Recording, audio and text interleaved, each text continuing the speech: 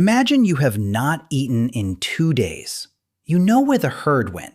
You saw the tracks yesterday. You remember the slope, the river bend, and the broken tree where the animals passed. All you have to do is reach them. Then the rain starts. Not a light rain, a heavy, cold, soaking rain. It falls all day, then all night. Then the next morning, it is still falling. Now everything changes. The tracks are gone. The ground is mud. The rocks are slick. The river near camp is rising. The fire is struggling.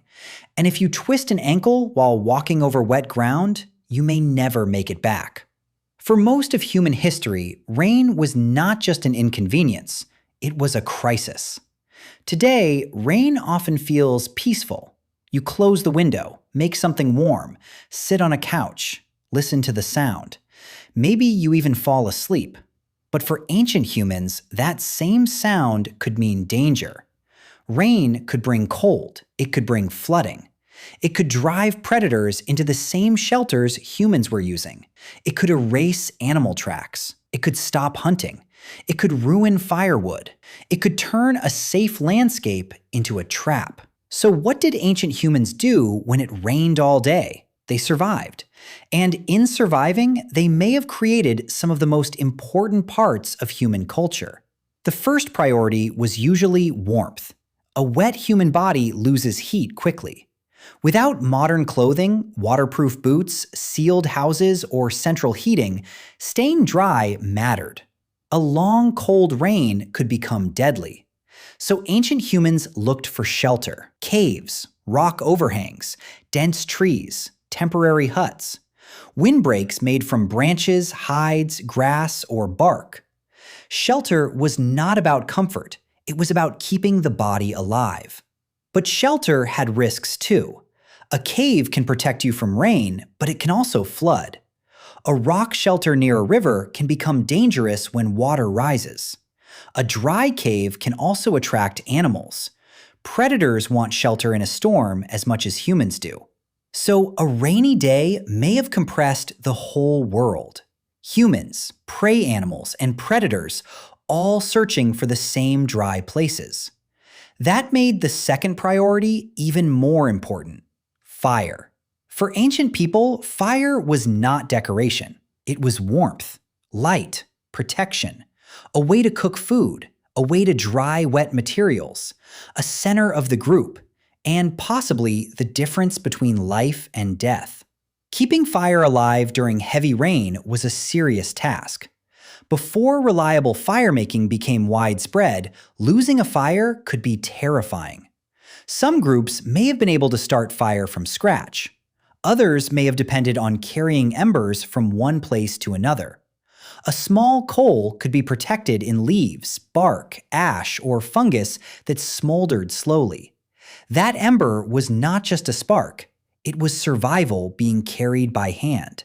During rain, someone may have sat close to the fire for hours, feeding it carefully, shielding it from wind, moving it deeper under shelter, adding dry twigs, splitting wet branches to reach the drier wood inside, using bark, resin, or other materials that burned more easily. Too little fuel and the fire dies. Too much wet fuel and it smokes and weakens. Keeping fire alive required attention. It was a job. And around that fire, a rainy day began to change shape. If people could not hunt, they prepared. If they could not travel, they repaired. If they could not gather far away, they made things close to camp. This is one of the most important ideas. Rainy days were not empty days. They were work days of a different kind. Inside caves and shelters, ancient people made tools. They shaped stone by striking one rock against another. They created flakes with sharp edges. They repaired blades. They sharpened points. They scraped hides. They shaped wood. They made handles. They prepared weapons for the next hunt. A hunting trip might last hours, but the tools used in that hunt could take much longer to make. Bad weather gave people time to sit still and focus. Tool making requires patience. You cannot shape a good stone point while running after an animal. You need light. You need a steady hand. You need concentration. You need time. Rain gave them that time. Ancient humans also worked on clothing. Clothing was not fashion at first. It was protection. Hides needed scraping, softening, piercing, stitching, tying, repairing. A torn covering could mean cold nights. A badly prepared hide could become stiff, heavy, or useless. Needles made from bone show that prehistoric people had the skill to sew and join materials carefully. That kind of work is slow. It fits perfectly with long hours under shelter. Imagine a group sitting near a smoky fire. One person shapes a stone blade. Another scrapes a hide. Another repairs a binding. Someone twists plant fibers into cord. Someone watches the children. Someone keeps the fire alive. Outside, the rain keeps falling. Inside, survival is being assembled piece by piece. Rope and string may sound simple, but they were revolutionary.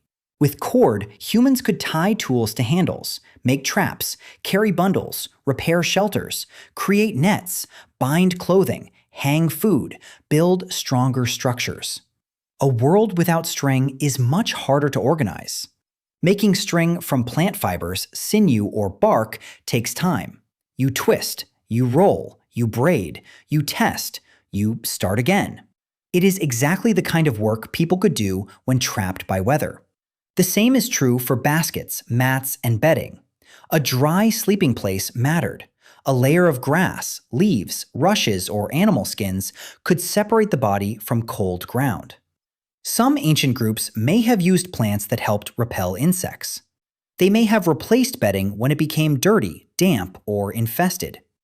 This was not luxury. It was health. It was rest. It was survival. Rain also created a strange kind of quiet. Not silence. The storm was loud. But the world outside became unreachable. No long hunt. No easy travel. No distant gathering. The group was forced inward. And when humans are forced inward, they talk, they teach, they remember. Around fires, people could share information. Where animals had been seen. Which plants were safe. Where water could be found. Which path was dangerous after rain. Who had made a mistake. Who had helped. Who needed watching. This was not idle conversation. It was the transmission of knowledge. A child listening near the fire could learn a hunting route without walking it. A young toolmaker could watch an elder strike stone. A story about a flood could become a warning. A tale about an animal could teach behavior. A memory could become a map. Rainy days may have strengthened culture because they gave people time to repeat what mattered. Stories are not just entertainment. They carry survival instructions inside emotion. A plain warning may be forgotten. A story may survive for generations. This may be why storytelling became so central to human life. It helped groups remember together. At some point, humans did more than talk. They created art. In caves around the world, ancient people painted animals, signs, hands, and mysterious symbols. They carried light into dark spaces. They used pigments. They painted on stone walls. We cannot say every cave painting was made during rain, but we can imagine how bad weather created the time and setting for deep indoor work. A person sitting in a shelter, listening to rain, remembering the animals outside, may have begun to draw them. A horse, a bison, a deer, a handprint, a movement from the hunt. A memory turned into an image. Art may have been spiritual, educational, social, symbolic, or all of these at once. But whatever its meaning, it shows something powerful. Ancient humans were not just surviving physically. They were building inner worlds. They imagined, they remembered, they represented things that were not in front of them. A cave wall became a place where memory could stay, and that matters because culture grows when memory becomes visible. Rain may also have changed food gathering. A storm could stop a hunt, but it did not always stop food. After rain, some foods became easier to find. Mushrooms appeared. Certain plants became more available. Wet soil made roots and tubers easier to dig. Insects emerged. Animal tracks became clearer once the rain stopped. A skilled tracker could read fresh mud like a written page.